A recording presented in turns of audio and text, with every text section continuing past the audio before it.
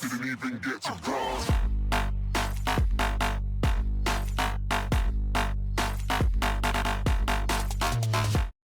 Witajcie w nowej serii na moim kanale, w której będę tworzyć zestawienia bohaterów z różnych światów, aby symulować możliwy przebieg starcia między nimi. W tym odcinku zmierzą się dwa największe i najbardziej znane pająki wszechczasów, czyli Aragog z Harego i Sheloba z Władcy Pierścieni. Zacznijmy od specyfikacji ich umiejętności.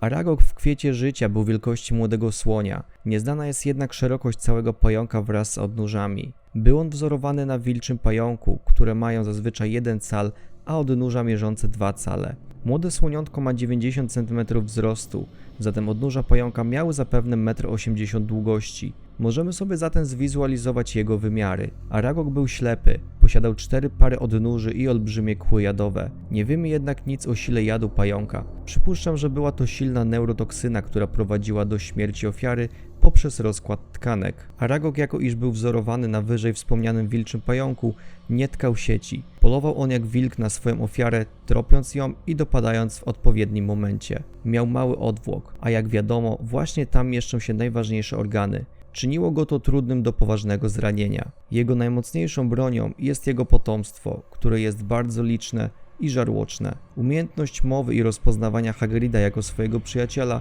świadczy o tym, że był stworzeniem inteligentnym. Co możemy powiedzieć o Shelobie? Pajęczyce są z natury bardziej agresywne niż samce. Monstrum mierzyło co najmniej 5 stóp wysokości, czyli 1,5 metra. Hobbit sam mógł stanąć pod nią w całości. Hobbici mierzyli od 60 cm wysokości do 1,20 m. Sheloba była wzorowana na nowozelandzkim pająku tunelowym. Każde z odnóży było zakończone ostrymi chwytakami, a ze stawów wystawały jej olbrzymie kolce. Posiadała 2 pary kłów, jednak nie były one jadowite. Jej największą bronią był kolec jadowy w odwłoku, który paraliżował ofiarę, jednak prawdopodobnie jej nie rozpuszczał, a przynajmniej w dawce, jaka była stosowana do obezwładnienia ofiary. Monstrum było dzieckiem olbrzymiego czarnego bytu, Ungolianty, pająka żywiącego się światłem. Pajęczyca żyła w samotności, tkając w tunelach swoje lepkie sieci. Używała Goluma jako swojego sługi, a więc może to świadczyć o jej inteligencji. Miała olbrzymi i napęczniały odwłok, który był główną częścią jej ciała. Przejdźmy do opisu spotkania i pojedynku między potworami. Przypuśćmy, że Sheloba nie otrzymała ciosu od sama,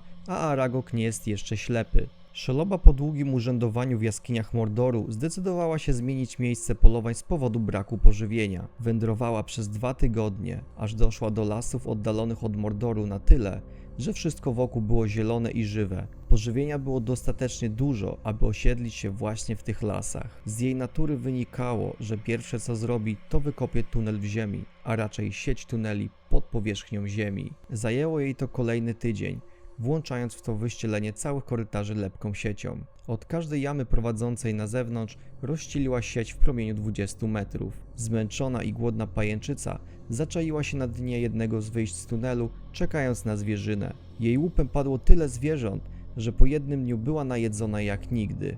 Pech chciał, że na tym samym terenie polował inny olbrzymi pająk. Samiec Aragog. Aragog śledził właśnie jednego z tamtejszych jednorożców, aby szybkim skokiem i ukąszeniem zrobić sobie ucztę. Jednak podczas śledzenia ofiary wyczuł w powietrzu dziwny zapach.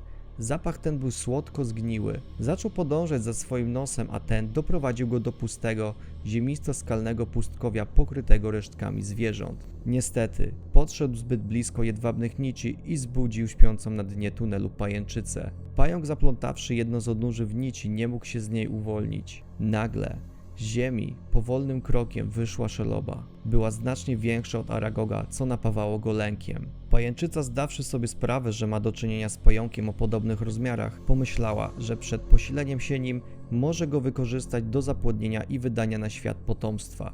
Tak, moi drodzy, Sheloba miała w zwyczaju wykorzystywać w ten sposób różne odmiany samców pająka. Jednak mimo godowego tańca i silnej woni feromonów rozrodczych, Aragog był wierny swojej żonie i nie miał zamiaru łączyć się z inną pajęczycą. Sheloba po próbie zachęcenia do stosunku zrozumiała, że pająk nie chce się do niej zbliżyć. Skoczyła na niego, aby zadać mu cios kolcem w odwłoku. Jednak dzięki mniejszym rozmiarom i małemu odwłokowi Aragog zdołał uniknąć paraliżujących ciosów, a w wirze przepychanki zdołał uwolnić nogę, wyrywając ją z głowotułowia. Walczył teraz sam na sam z większym przeciwnikiem, będąc do tego pozbawionym jednej z nóg. Sheloba zrobiła błąd wychodząc z jej kryjówki, bowiem na zewnątrz to Aragog miał przewagę. Pająk błyskawicznie okrążył córkę Ungolianty i przypuścił atak od jej boku, zadając jej jadowity cios w boczną część głowy. Pajęczyca wpadła w szał, bowiem rana i jad były tak silne, że zaczęła tracić zmysły. Wycofała się do tuneli, aby dać sobie trochę czasu na odpoczynek. Zadowolony Aragog pognał za nią,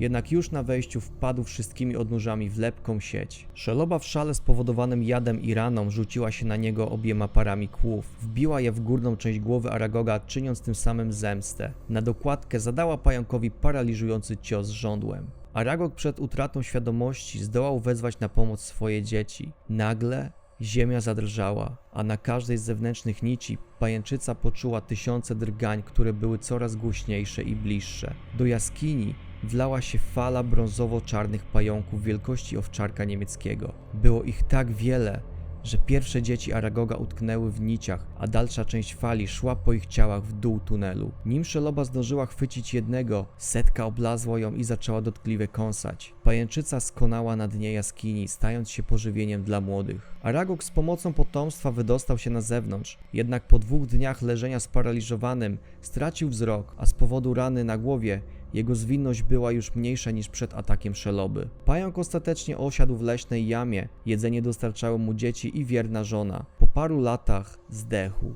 a jego pogrzeb odprawił Hagrid i profesor Slughorn w towarzystwie Harry'ego.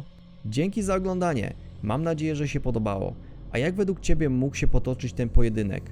Daj znać w komentarzu. Do zobaczenia i cześć!